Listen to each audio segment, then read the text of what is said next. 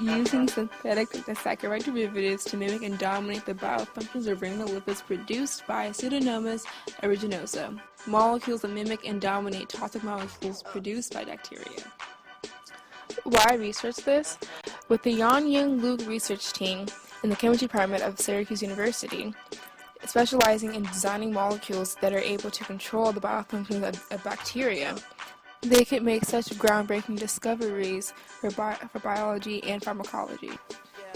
Their most recent creation is a class of molecules called synthetic disaccharide derivatives, aka DSDs, which take over the chemical signaling of rhamnolipids to control activities such as biofilm formation, bacterial adhesion, and swarming motility. Pause. What's a biofilm? Well, biofilms occur when individual bacteria, in a way not fully understood, organize into a community that behave like a single organism. They can attach themselves to a human intestine or an implant such as heart valves, and then the cells grow and divide, forming a dense mat that's many layers thick. When there's enough bacteria in the developing biofilm, also known as a quorum, the molecules secrete a sugary glue and form a mushroom-type shaped structure. And the glue acts as a protectant, as a resistant force against antibiotics, toxic chemicals, and the body's own immune system. Let's go back in time a little bit.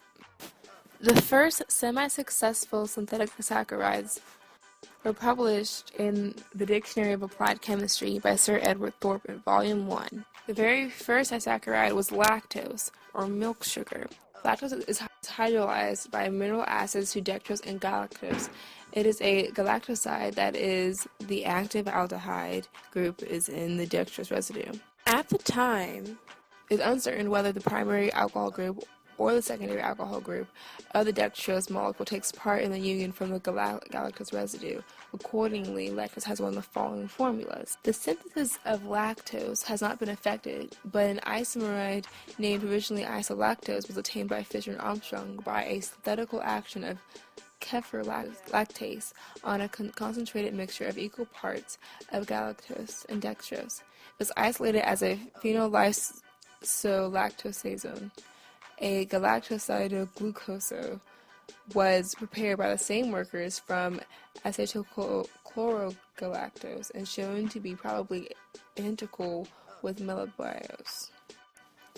With that foundation, George O'Toole and his team in 2006 were able to publish their findings on bacterial quorum sensing, signal circuits, and implications for biofilms and disease. An activity reversal was revealed in the early discovery of the signaling molecule isohomoserine lactone that controls the quorum sensing of Photobacterium fischeri.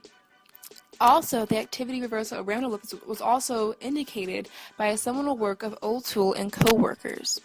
Yan-Yung Luke's research team has been able to build upon to create their own synthetic saccharide derivatives that have the potential to be drug molecules. They found that the activities of both the rhamnolipids and DSDs were very concentration dependent.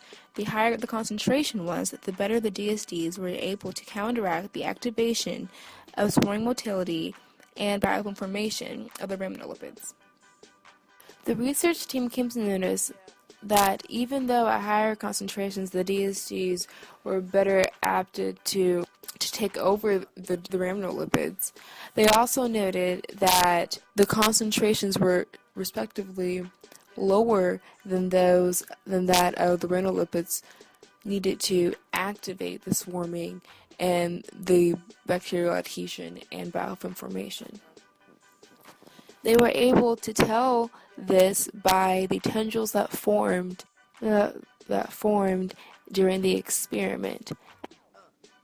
After designing and synthesizing two chemical libraries, a collection of molecules, Luke's third one contained two DSDs whose structures were able to dominate the function of rhamnolipids. This discovery offers the potential for many applications, especially with rhamnolipids being non-toxic, biodegradable, and being able to withstand extreme salinity and activity.